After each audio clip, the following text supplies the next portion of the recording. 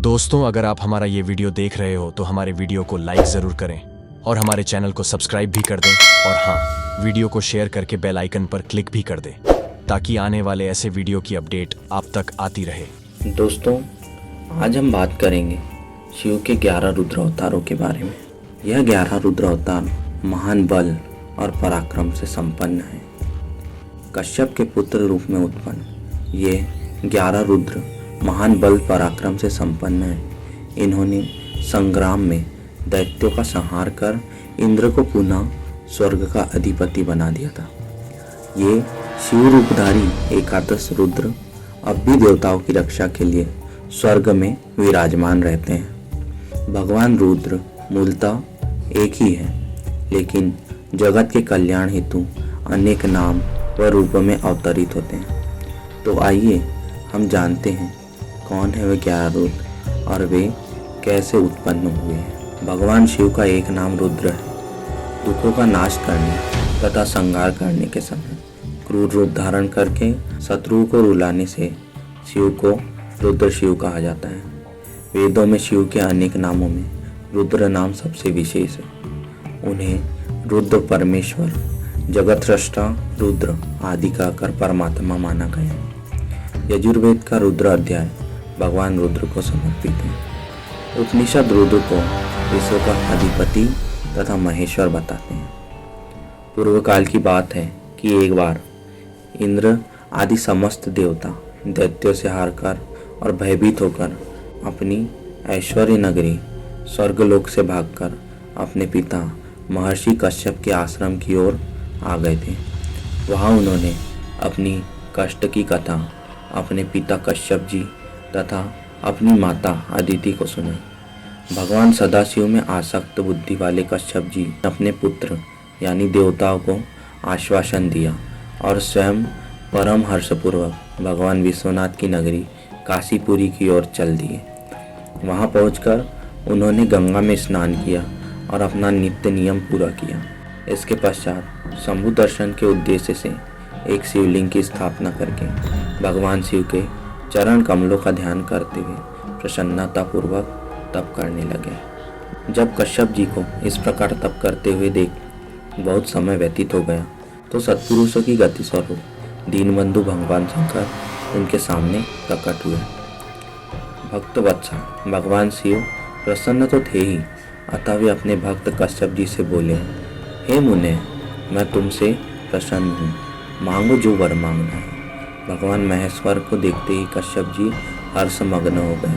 फिर विविध प्रकार से उन देवादिदेवों की स्तुति कर उन्होंने कहा, हे नाथ, महाबली दैत्य ने देवता और यक्षों को पराजित कर दिया, इसलिए हे प्रभु, आप मेरे पुत्र के रूप में प्रकट होकर देवताओं के लिए आनंद दाता बनिए। कश्यप जी के ऐसा कहने पर सर्वेश्वर भगवान शंकर तथास्तु कहकर अपनी धर्मोमिलित नेत्रों के साथ वहीं अंतर ध्यान हो गए। तब कश्यप जी भी प्रसन्नतापूर्वक अपने आश्रम में वापस लौट आए। वहाँ उन्होंने सारा वृत्तांत अपने पुत्र यानी देवताओं को कहकर सुनाया। भगवान शंकर के अवतार लेने की बात जानकर देवता का मन प्रसन्नता से भर गया और वे उन दीन बंधु भक्तवत्सल भगवान शिव के अवतार की प्रसन्नतापूर्वक प्रतीक्षा करने लगे। कुछ समय पश्चात भगवान शंकर ने अपना वचन सत्य करने के लिए कश्यप द्वारा सुरभि के गर्भ में 11 रुद्र के रूप में अवतार धारण किया। भगवान के इन रुद्र अवतारों से सारा जगत शिवमय हो गया। कश्यप मुनि के साथ सारे देवता हर्ष विभोर हो गए। आज भी भगवान शिव के स्वरूप ये सभी एकादश रुद्र देवताओं की रक्षा के लिए स्वर्ग में विराजमान है और ईशानपुरी में निवास करते हैं। अनेक अनुचर में करोड़ों रुद्र कहे गए हैं जो 3 लोकों में चारों ओर स्थित हैं। इन 11 रुद्रों के नाम हैं कपाली, पिंगल, भीम, विरूपाक्ष, विलोहित, शास्ता, अजपाद, अहिर्बुद्धन्य, शंभु, चंड और भव। ये एकादश रुद्र सुरभि के पुत्र कहलाते हैं। ये सुख के आवास स्थान है तथा देवताओं की कार्य सिद्धि के लिए शिव रूप में उत्पन्न हुए हैं। कश्यप के पुत्र रूप में उत्पन्न ये एकादश रुद्र महान बल पराक्रम से संपन्न थे। इन्होंने संग्राम में दैत्यों का संहार कर इंद्र को पुनः स्वर्ग का अधिपति बना दिया था।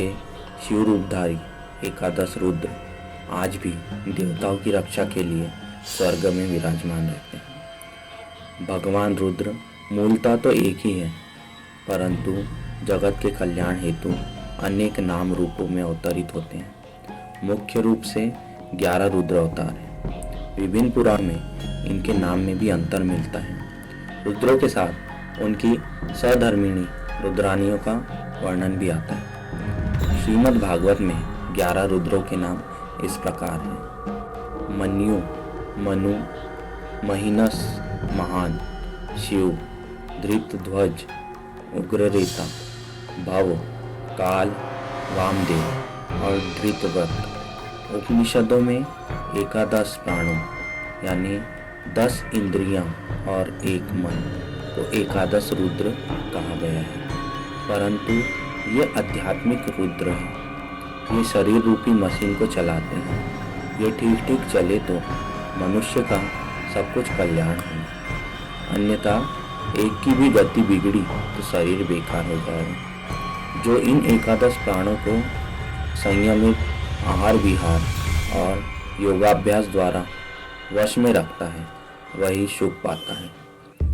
ये निकलने पर प्राणियों को रुलाते हैं, इसलिए रुद्र कहे जाते हैं।